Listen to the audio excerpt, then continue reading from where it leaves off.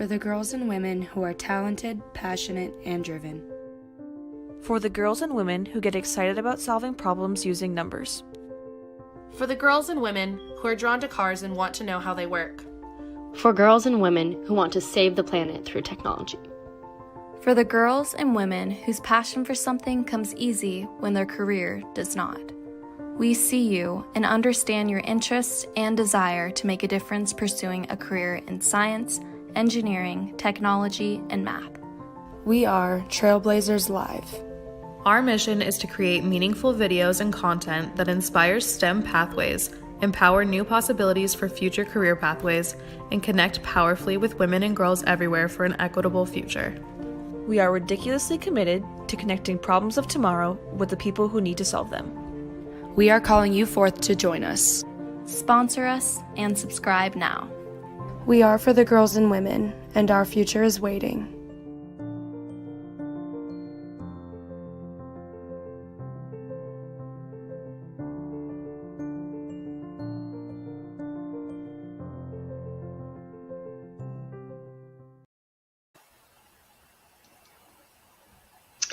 Hello and welcome to Trailblazers Live. We have the Women in Engineering panel today. We are excited to spend this time sharing the inspirational stories of our special guests. I'm Sarah Patnode, co-owner of Misfits Media, and I'll be producing the event with host WSB and Kiat Consulting. So get your questions ready. We'll have a Q&A section in this live broadcast. So we're live, anything can happen, so let's get ready. I'm going to hand this over to Amanda Savarsky to kick us off. Thank you, Amanda. Hi, good morning, everyone, and thank you so much for joining us today. So Trailblazers Live is the brand evolution of the panel model that was originally created by Million Women Mentors Minnesota and Kiat as just a way to expose young women to careers in STEM, keep them encouraged along their career pathway, and also provide them day-to-day insights so they can get some hands-on, let's call it, experience to the wide variety of careers in STEM. So why did we evolve our model? Amidst the pandemic, young women at key decision points of their life have lost several of the common channels that many young women use to guide them along their career pathways, such as job shadowing and mentorships and internships, corporate tours. Our goal is to provide those young women just a virtual alternative so they have a resource place that they can go to learn about the wide variety of careers in STEM. So before we dive into our panel today, we're going to look at just a couple of statistics around the architecture, engineering, and construction series. So we had our architecture panel a couple of weeks ago, and now we're moving into the engineering panel today. One of the key reasons why we were approached to do this is really, as you look at the slide, there's a significant disparity between the number of women that are in the architecture, engineering, and construction industry. So in architecture, women represent approximately 39%, within engineering, 21%, and within construction, only 8% are women. On the right-hand side of our slide, there's just another statistic here around age and gender distribution. So as you can see, for ages between 18 and 25, and then again, 46 to 55, women are disproportionately leaving the industry for a multitude of reasons.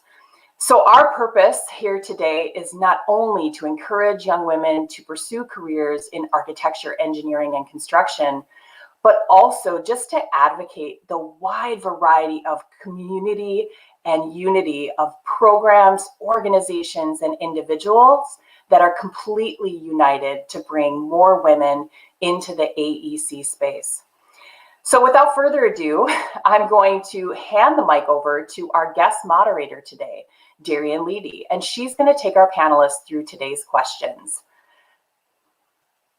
So let's dive into the first question. Darian? All right, awesome. Thanks, Sarah. Thanks, Amanda. Really happy to be here today. And yeah, let's just get started with the first question. So tell us about your trailblazing educational journey to become an engineer. Laura, can you start us off? Yeah, absolutely. So I'm Laura Kivistow. I work for WSB as a water resources engineer. I started now a year and a half ago, so still relatively new in my career, but have had a lot of educational experiences to lead me up to this point. And I would take it all the way back to when I was growing up. So I had two parents that were both civil engineers, and I'm sure that definitely played a role into what I would one day choose to become. But there was a bit of a process in getting there. So starting back in high school, that was when math really started to become a subject that I was really interested in. Before that, in middle school, not so much. I was not very good at math. I definitely remember a time when my teachers were encouraging me to take a more advanced math class, and I decided, it's probably better if I don't, because math isn't something I'm very good at. And so I chose to take a more entry-level math course. And in the end, that ended up being a really good choice for me. I started to really connect with math after that, and going into high school became that was one of my favorite subjects. Calculus was awesome. And I also had a couple of teachers that really, really helped me in these classes, both math and science. So we had a program in our high school called College in the Schools. I think sometimes some schools have AP courses. This was kind of similar. You got college credit for taking a high school class. And I chose to take a few of these classes. Calculus and chemistry were two of them. And those two teachers really encouraged me to pursue engineering. And then it started to become something that was more on my radar. And I was like, maybe this is something I could do. I didn't really know what an engineer did, but I knew I liked math and science, and that kind of seemed to be something I should follow. So going into college, I got accepted into the University of Minnesota Twin Cities. I went there thinking that I was going to become a biomedical engineer. And then that transitioned pretty quickly into mechanical engineering, just because I thought it was a more broad degree. And things were going pretty good through my first year of college. But then during the fall of my sophomore year, I kind of hit a roadblock.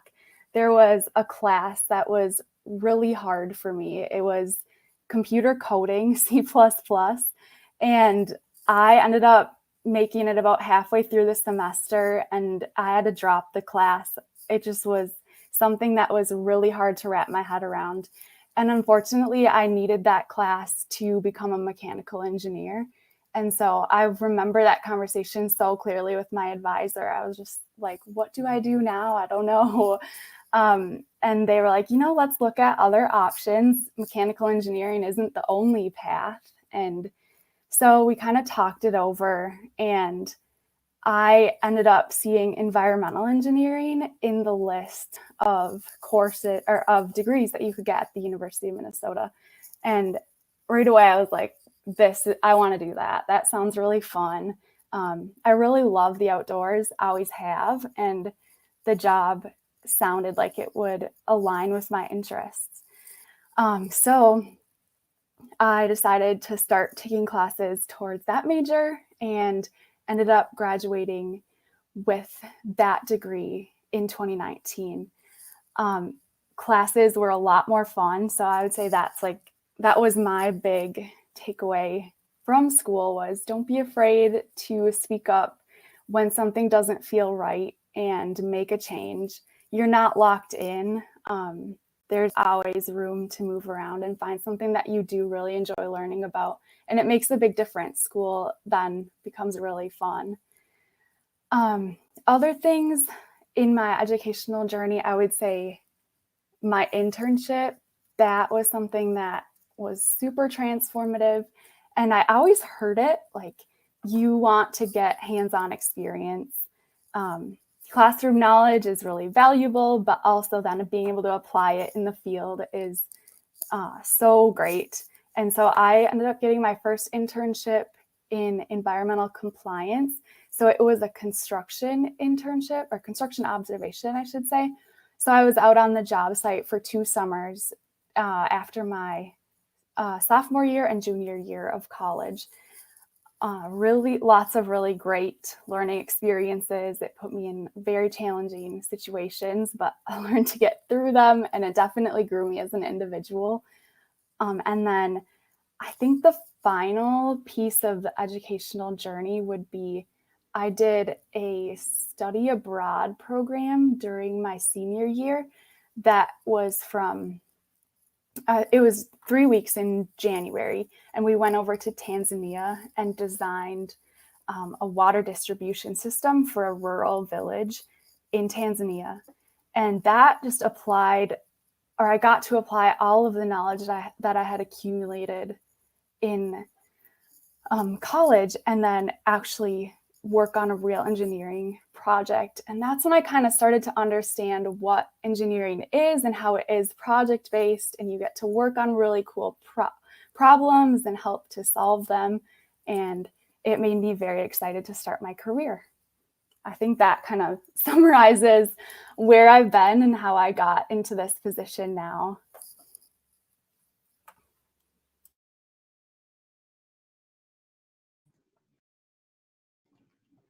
All right, well, I will start next. My name is Isabel Ponick, and I'm also a graduate engineer at WSB. I work in their transportation design group, and I've been there for about 3 years in May after graduating college. My educational journey started actually pretty similarly to Laura's. My dad is a civil engineer in the field as well. And my mom has a science background. She's a pharmacist. So I always kind of knew or figured I was going to end up in a science or engineering field some way or another. But really, in high school is when I really started to dive into the strength and interests that I had in math and science. I just remember every year trying to sign up for as many math classes and as many science classes as I could. I took, everything from geometry, algebra to calculus, and then I took biology and chemistry and anatomy and physiology and biochemistry and physics. And I just wanted to get my foot in everything. So that's kind of when I was really like, all right, yes, math and science is where I belong. But I also took a great interest in like civilization and advancement and kind of the history classes too. I remember AP US history and world history were some of the most educational and engaging classes I took. And I always found a great interest in learning about how different civilizations advanced. And I was always just interested in like how they did it. How did they develop that technology and stuff? So then when I moved on to college, I knew that I had that interest in math and science. And with the history stuff is that I wanted to impact or, do something to advance, the day-to-day world that we live in. So I went in with 2 ideas. Either I was going to be a biomedical engineer or I was going to be a civil engineer. So I took a introductory course to biomed in my freshman year and quickly learned that what a biomedical engineer does is very, very different than what I thought it was going to be. So then I realized that civil engineering was where I wanted to be. And partly I realized that because when I went to school at the University of Minnesota in Minneapolis. So I'd walk around campus and I would look at the buildings and the bridges and the dam at St. Anthony Falls and the power plants they had there. And I was so interested in, what it all did and how people used those facilities every day. So that kind of just solidified that, yes, that was where my interests lied. And And then they were spurred even more when I took certain classes in the civil engineering major, because they were so much more different than what my other friends were taking in their other engineering majors. So they were taking like computer coding and thermodynamics and a lot of like gadgety sort of classes, and that wasn't where my interests lied. So I got to take classes like soil mechanics, where we learned how soil and water interact to become either more stable or less stable, and the kind of the strength properties behind soils. And then I took steel and concrete design, where we learned how to design beams and columns to support different loads and weights and stuff, just to make sure that your buildings and bridges stand up properly. So when I was deciding between like we have focuses in civil engineering. So you can be a structural engineer, or you could be a transportation engineer, or a water resources engineer. I thought I was going to be a structural engineer because I loved the structures classes and how engaging they were. But going back to what Laura said is that my internship was actually very educational for me, because I took a transportation design internship and realized that I was much more interested in the bigger picture of engineering and not so much kind of the super fine details that I liked in the classroom space. So I just learned that I liked two different things in a classroom setting versus an actual like job setting. So then when I graduated, I started as a transportation design engineer and have been there ever since. Oh, I think that that's so great. What I love about what you both have said is that you're not locked in. You can go in, you can try some things, you can build a career pathway that fits. I really like that a lot. That's amazing. You know, Sarah, I was thinking the same thing actually, and we've been doing this a while, several years. Hashtag calculus is awesome. We've never heard that. We've always heard, that calculus was the hurdle that many women, young women, needed to get through in order to pursue their degree. So it was quite refreshing to hear feedback that was one of your favorite classes. And I think, in the vein of, you really just don't know. There's going to be this perception sometimes that you walk into that something is going to be so difficult, and then you take a particular class or you look at a building and you have no idea where your inspiration might eventually come from. And uniquely, some of the interesting structures or experiences that you have, you would have never guessed, how you decide to pursue one career versus another. So yeah, Sarah, I totally agree. There was lots to take away from that.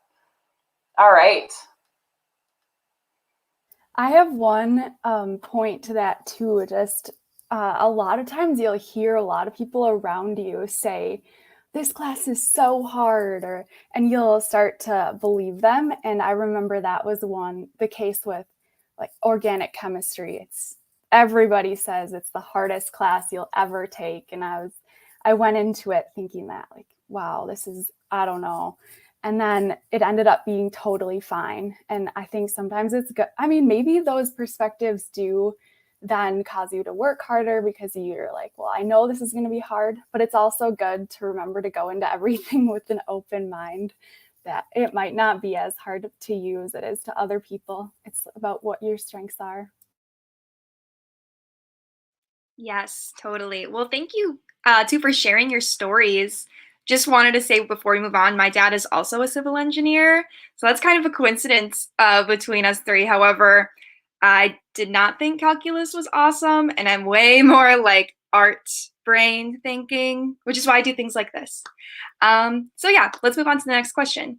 Can you tell our viewers about yourself and your passions and how being an engineer aligns with those passions?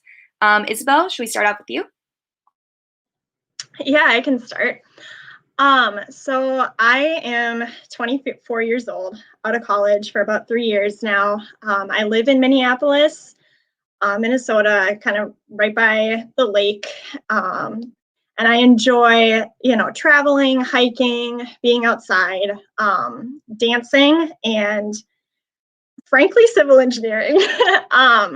So for me, my career wasn't necessarily based on like a passion that drives me. It was more of an interest that I found and have just like developed. I found that the more that I learn and do in my career and in my work, the more intrigued I am by, you know, the world and the infrastructure around me. And so that kind of sparks that curiosity and that passion for my career. But otherwise, you know, it's like I've always been told, I had a professor that told me that engineers tend to be or are creative individuals. And engineering is a fantastic field for creatives to get into with creative problem solving and stuff, but it does get bogged down sometimes by the technicalities where it's just like, okay, I have to sit down and put my head down and crank out some calculations. So it's always good to have another little like creative release. And so just with that, with my career in engineering, I'm also a high school dance team coach. And so that's kind of the creative outlet I take when, you know, work gets bogged down and stuff.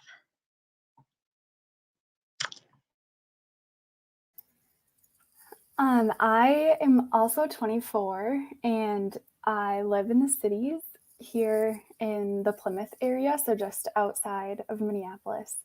And I grew up in the country with a pretty big family, but I would say that almost helped to shape what I'm most passionate about, which I find to be the outdoors. I don't know, it's just always drawn me in. I love being outside. When we were little kids, our parents took us on a lot of different vacations, like up to the Boundary Waters or to the national parks. And I always had the best time, looked forward to those trips every year. And that passion for the outdoors, it's still very much with me. And I think that definitely relates to my career in a big way, because as a water resources engineer, my main subject matter that I'm dealing with is water and infrastructure for water in urban settings. And that impacts the natural environment in a big way. So let's see, the other things that I really enjoy are reading, hiking, camping, traveling, international travel. When we can do it again, I'm excited to be able to go back and do that. My family and friends are a huge part of my life too. I really enjoy hanging out with them, spending time with them. I think, so my career is really focused on stormwater, which means like when it rains, where does that water go? And it's kind of answering that question, because obviously we don't want flooding to happen and we want our rivers and lakes to be clean. So I found that passion for stormwater in my first internship. It just was very, very interesting to me to think about water and the cycle that it has in our world and how our actions definitely impact what we see. And so I harness that passion every day to think about how can we do better. And one thing I've definitely realized too is that everyone has a different interest, and it's really awesome when you can take those interests and make it into your career. I think that one thing that sticks out is sometimes when I tell friends that like what I do, or tell other people what I do for my job, their response is, I never even knew that job existed, because they've never thought about water in that way. So I think that's really cool when you can find something you're passionate about and apply it to your job. And then everyone has a different one. So then that makes our world go round. Well, I think that is so great, especially for the viewers that are tuning in out of state. We're broadcasting live from Minnesota. the land of 10,000 lakes. So we're in really good company with the water. So that's awesome. I really love what you both were saying. And I think it's so important that you focus on the passions and you blend it together and you have this rewarding life experience. I think that is just such a neat share on that. I thank you so much for that. It just gives another perspective and a glimpse into your day in the life. All right, next question. Describe a day in the life of an engineer. And if it's applicable, tell our viewers how the pandemic has impacted what you do and or how you perform your responsibilities. Laura, can we start off with you? Yeah. So a day in the life for me, I would say the most important things to note are that I work a desk job. So I sit at the computer all day. And if I'm lucky, there's maybe a field visit every once in a while, but I do a lot of computer work. And then I usually work individually, but it's always collaborative. So I'll be working on a project, but there will also be a couple other team members working on the same project. So there's a lot of interaction that way with my coworkers. In my position, though, as an EIT, so this is an engineer in training, I am definitely doing more of the individual work and not so much outside coordination with the clients. That's more of the project manager's role. So some of the projects that I work on a daily basis, and on an average day, I might be touching 2 to 3 projects a day, but it will include hydraulic and hydrologic modeling. I do a lot of different modeling projects for like looking at flooding issues or water quality modeling, or if a city is proposing to replace a bridge, we need to model that river. Also, I work on citywide models, so that's developing an entire model for a city that includes all of their stormwater infrastructure, which is like ponds, storm sewer, and it tells the city where flooding might occur or things like that. We do storm sewer design in my group. So storm sewer, it's the stuff that's in a roadway that collects the water and brings it to a pond. So there's design that needs to be done for that. Also, best management practice design. Those are features that we put into our urban landscapes. So rainwater will be taken from the roadway, brought into a best management practice, and it like cleans the water before it heads to the river. So there's design that needs to be done for that. And then also feasibility studies, or looking at like what can we do in this area for a future project. There's also coordination with watershed districts that needs to be done on projects. And we do a lot of plan reviews also. So it's reviewing other engineers' work about like what they're proposing to design. We'll review it to make sure that it's up to code for the cities. So working on those projects, answering emails, occasionally having some meetings, and always keeping in touch with my coworkers to make sure that we're on the same page with projects and to get questions answered. So as far as the pandemic is concerned, my job as a whole hasn't changed hardly at all, besides I transitioned from working in the office to working from home. But that's really doable because everything, like I said, is over the computer. And nowadays we are so used to setting up Zoom meetings and working or messaging through Teams. It obviously makes it a little more challenging to go and ask questions. And that's one thing I really miss and can't wait about getting back into the office for, is like just even the small things.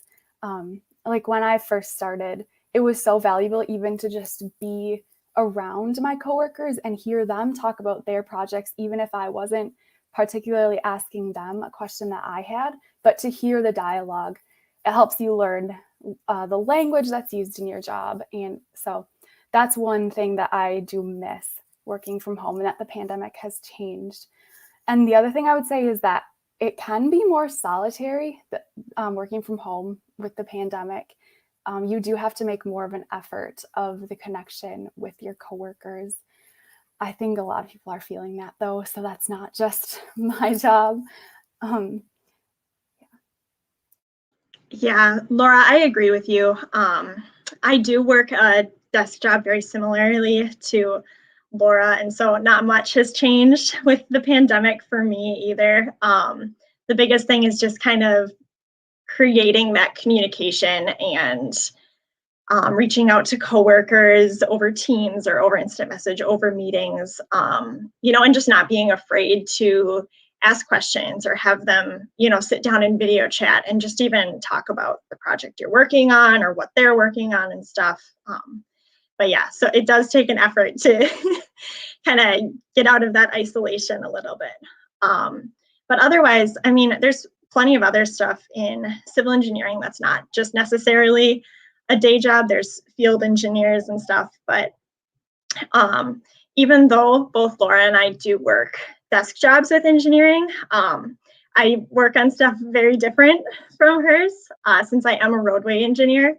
So currently I'm working in I work in a CAD software. It's called Open Roads Designer, but it's very similar to like AutoCAD and stuff that they probably have in like high school classes and stuff that you're working in. But in there we build 3D models of roadways. And so we're designing like the alignments, the horizontal plan view, and the profiles of the road, the way it goes up and down.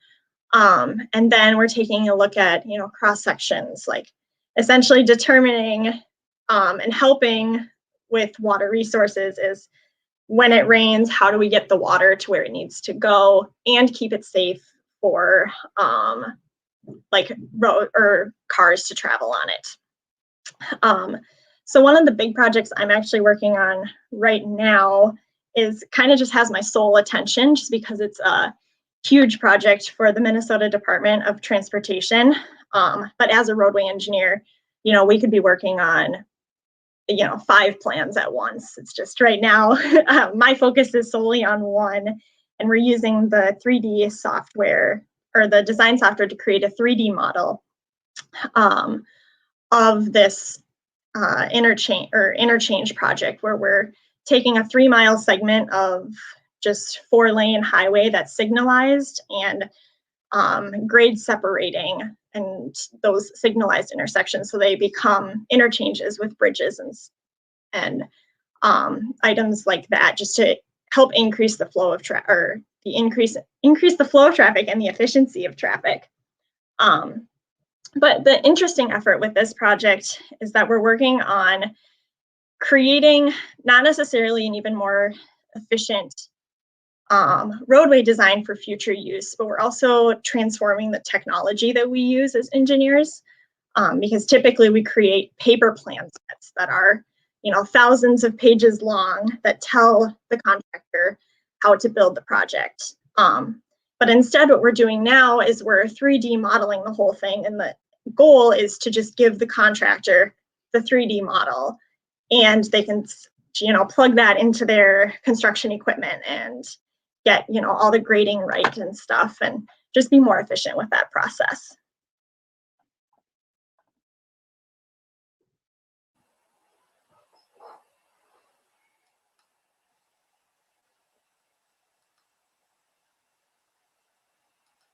All right, moving on to the next question. What are the cool things that an engineer does that enhances the lives of others and makes the world a better place? You want to start off, Isabel? Yeah, I can start this one. So with transportation itself, while we do work on a lot of roadway projects for cars to use, I've noticed that the industry itself has started to move to a more holistic approach, where we're creating places and spaces to improve everyone's lives. So design has moved to a lot more bike and pedestrian friendly facilities too. So one of the first cool projects that I worked on was doing a reconstruction of a rather busy street here in Minneapolis, Hennepin Avenue, in our uptown neighborhood. And so what we did is we narrowed the existing street to just two 10-foot wide lanes to reduce the speed of cars through this neighborhood. And then we added 2 bike lanes and widened the sidewalks considerably. And so this is just to focus on, just to reemphasize and help Minneapolis show that they're more interested in creating more bike and pedestrian friendly facilities. And it's not just Minneapolis that's doing this. I mean, it happens all over the country. One of the other projects I worked on was actually needing to increase the capacity of a roadway for cars. So we were expanding a 2-lane highway into a 4-lane highway. But then again, we also took a look at bikes and pedestrians, since it is a growing neighborhood and growing town that this street went through. So we needed to, add safety features and add trails and sidewalks for, them to use and increase their accessibility to businesses, schools, bus stops, and all that. So a lot of it is focusing on what can we do to improve everybody's quality of life rather than, just cars on the road.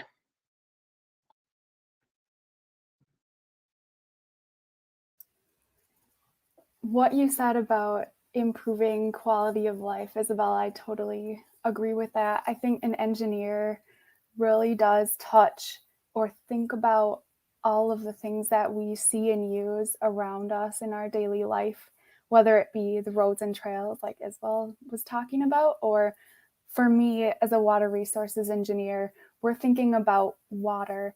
And sometimes that's more of a behind the scenes topic, and people won't necessarily notice the impacts of what we do on a good day, but they will on a bad day. And so if a street is designed with insufficient storm sewer capacity, you're going to see that road flood more often. Or if there weren't best management practices, our rivers would be a lot dirtier. We know this from history. So there definitely is a huge impact, and I think the work of an engineer most definitely makes the world a better place as a whole. Some things that I think about, I guess, as a water resources engineer is the behind the scenes thing, like I said, and cool projects. So I haven't done too much design yet, as far as like sometimes a water resources engineer will design a really cool waterfall, or they'll have a big project like that at some point in their career. But right now I'm working on a lot of modeling efforts and smaller projects. But I think that those can still play into the big picture as a whole of enhancing the lives of others. Just particularly with like the citywide stormwater model that I'm working on right now.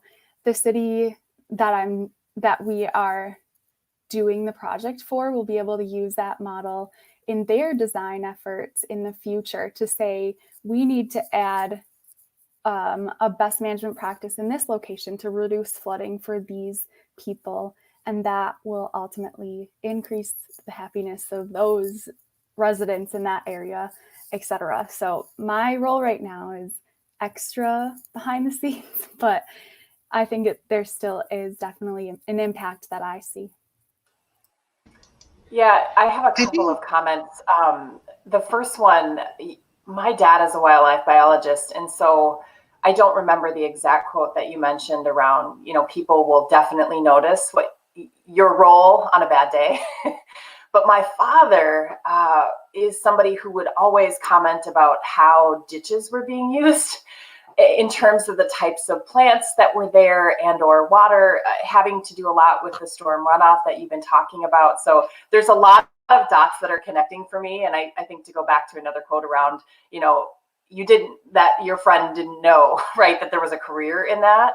I grew up, right, with my dad, like making these very high level observations over ditches when I was growing up, and I never made the connections.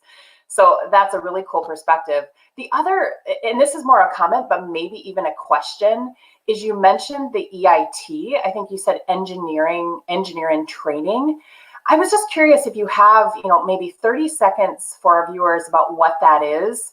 Mentorship is such a huge part or arm, let's say, of what we advocate for, seeking out a mentor, attending or viewing, experiences like this. But what I think I'm hearing from you is what's very cool about your career path is that you're kind of given this network of people that help you get started. And I'm wondering if you could just comment a little bit around what that is, an engineer in training, or correct me if that's not exactly what it is, but I think that would be an interesting point to make sure to cover. Yeah, so an engineer in training, when you graduate college, you take a fundamentals of engineering exam, and at least this is for our specific field. Not every engineering field will follow the same path, but in the civil engineering world, you'll take the fundamentals of engineering exam, which is, I think it's a 6-hour test. And then once you pass that, you become an engineer in training, and then you work for 4 years if you have a bachelor's degree. And then you'll take the professional engineering exam to become a PE. And at that point, you can sign plan or designs. Isabel, are you in EIT still? Yeah, so I am kind of just finishing up my engineering training phase of my career. I can take the PE exam.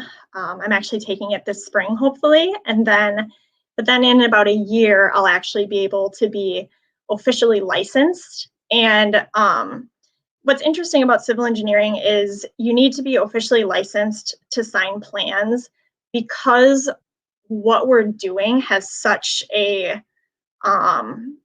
just broad impact. Like, anyone can use the roads, anyone can uses the bridges over the roads. And so like a lot of mechanical engineers or chemical or computer engineers won't necessarily get licensed because they don't have the everyday people using their facilities that they design, where if their facility or if whatever they design fails, they could, be seriously injured or lose their life. So that's kind of why civil engineering goes through such a rigorous licensing and apprentice or mentorship into licensure kind of career path.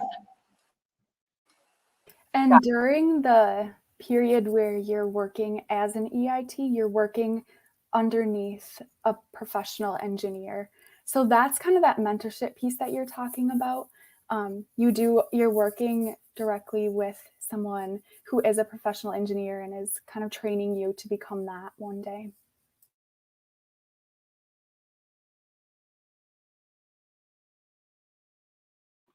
Very cool. Thank you for sharing, you two. All right, now we're moving on to our Q&A section of the panel. So if any of our viewers have any questions, feel free to drop those below. Our first question that we have is, let me pull it up here. I have it. All right, so we've got one in there. Great. Have you ever felt discouraged because you were female in your field? And what advice would you give to other women who have felt this way / feel this way currently?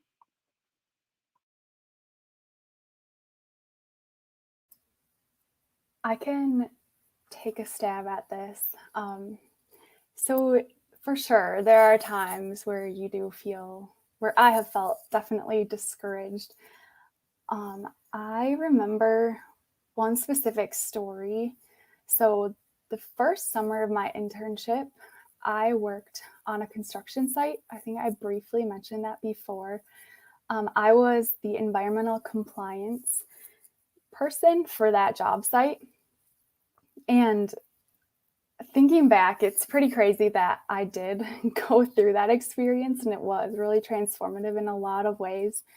But I was a young sophomore engineer who really didn't know a whole lot, working on a job site with male construction workers or civil engineers that were much older and had been in the field for years and years. And I was trying to have them follow the rules that they needed to follow for the National Pollutant Discharge Elimination System permit that's basically regulating a construction site environmentally.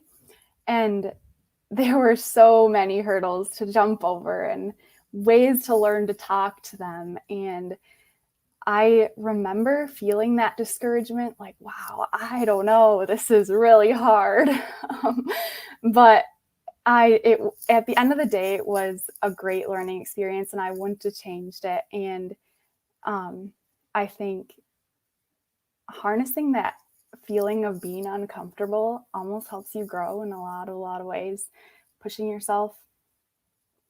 So then the other thing that comes to mind too about feeling discouraged, I think sometimes thinking about it as a whole, like pursuing a career, and then I hope someday to be a mom or have kids. And I have definitely thought many times, how is this going to work? I don't know. It seems hard, but I see around me all my peers doing it. And a lot of my coworkers are moms and engineers, and they do an amazing job. So I see that it's definitely possible, but there definitely have been feelings of discouragement along the way. Yeah, Laura, I agree that in the construction field, I haven't had much experience being out on site and dealing with the contractors and stuff, but I can see the frustration of, standing there in front of, guys who are 20, 30 years older than you and are, you're trying to just tell them how they need to do it and they don't want to do it. But more from my point of view, where I've been in the office for the most part and working on design with my coworkers, I haven't had too many frustrations or discouragements.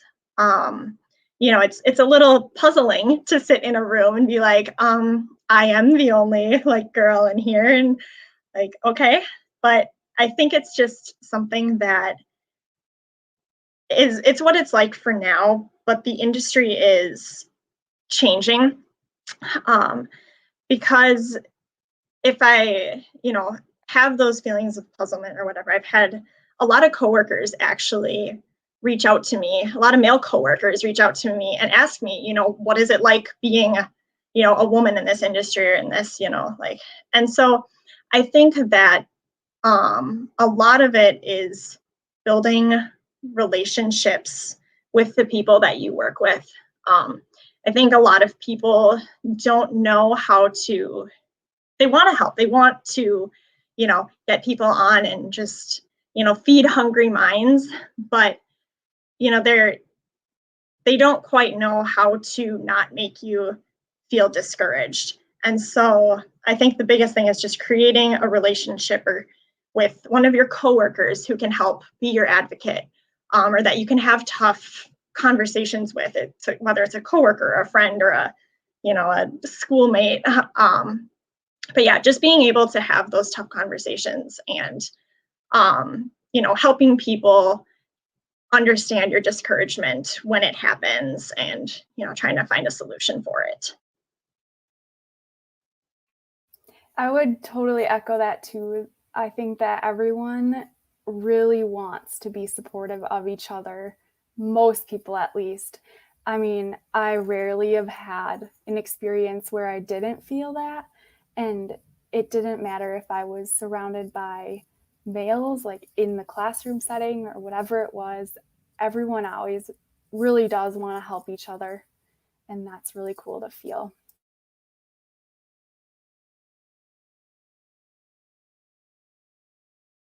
Great. Thank you both for sharing your valuable insight and advice. Next question in our Q&A portion. In the years that you've been in your field, have you seen an increase in women being hired / holding leadership positions? And if so, how does this make you feel? So I can start with this one. And the short answer is yes, I have seen an increase. And I know Laura can talk about this when she gets to her section and talks about her group specifically. But when I graduated college, we had 5 graduate engineers in the transportation design group in our Minneapolis office. And so these are people who are, 0 to 3 or 4 years out of college. And out of the 5 of us, 4 of us were women. So that was just really like, whoa, I went from having a class of, 30 plus people where we had like 5 girls in the class to now, everyone who's kind of my age and my experience, have all kind of gone through the same path that I have and, kind of all have that same drive and that same passion for, engineering and developing our careers. We also have our transportation group vice president. She was recently hired a little over a year ago, but she came from a history of, being very accomplished through the Minnesota Department of Transportation. So she comes with just a huge, vast amount of leadership knowledge and experience of, thousands of people and kind of bringing that expertise into our group and our company. And I've also seen, women outside of my own organization be successful in starting their own companies and becoming project managers and just, making their way. So it's really, just kind of like it's really exciting to be in a space where you're surrounded by people who are advancing and people who really just want to support each other and see each other thrive and succeed. So, I hope that by, seeing women and, showing women in these successful positions and showing that, they are growing in the industry and that are the amount of us in the industry are growing, that it attracts more and more women to the field to share their interests and talents. I totally agree. It's really exciting to see. And like you said, to see more people there maybe will encourage others to have a similar idea and pursue that career. It's a lot of times, I know they talk about this a lot, like if you see someone who you can consider as a role model or who you can say you have a similar life experience to, whether that's a woman or whoever it might be, you'll be feeling like you can have a chance at that career too. So I really think it's very exciting that we see so many women pursuing this field now. My group at WSB, I want to say we're half female, if not more. There's a lot of girls in my group, and my boss is female, and the director of my group is female. So I definitely am surrounded by a lot of really awesome women. I love that part of my job. It's nice to just have people that you can relate to. And yeah, I think that what's really awesome too is that having both men and women in the workforce creates such a diversity of ideas that can come together and create the best possible product. So it's only a good thing. Thank you for sharing, you two. That makes me feel really hopeful about the future of the engineering field for women. So one last question, any final words of advice to a young woman considering a career in engineering but unsure of where / how to begin?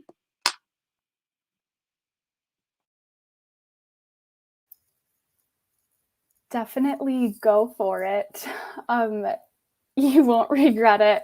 It's an awesome field if you enjoy what an engineer does. So math and science, solving problems, working on things that we use every day. If you like that, you're going to love engineering. If you're unsure how to begin, if you're in high school, start by taking the classes that your high school offers, whether it's, calculus, chemistry, physics, any of the sciences. That would be a great start. Listen into some of these panels, get ideas about what's out there. There's so many, like I said, I started thinking that I was going to be a biomedical engineer and realized that wasn't going to be the right path. And there were more options for me. So don't be afraid to change it up. Find other people who you can talk to. I think that's a huge one. Whether it be messaging someone about what they do for work and how you can proceed in a similar way. Finding someone to kind of help you and guide you and mentor you along that path is a smart idea too. Yeah, I definitely would reiterate, going for it and jumping in when you can, jumping into those math and science classes. And just, figuring out what interests you. I remember, I was kind of put off by engineering for a while because we had the robotics group in our high school. And I was like, that's not for me. So do I not want to be an engineer if I don't want to be in robotics? And it took a while to learn that, engineering is a very, very broad field and you can do just about anything in it. And it's just like finding resources and talking to people and say, hey, I really like, math and science, but I don't necessarily enjoy, this part of it. Where do I fit? And, I know high school counselors and stuff, those career counselors, have endless resources. Online is endless resources, and just, dig into it and try to, get over that fear of uncertainty.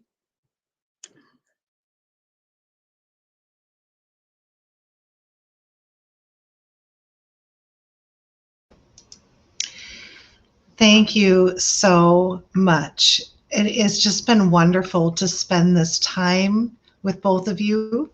I just love how you talked about building relationships, building that communication, because together we all can rise. And so that's the whole purpose of what we're doing here, is to create these wonderful moments where women and girls can search out, take some time, learn something through this, because we want the young women and the girls watching this to know that we see you.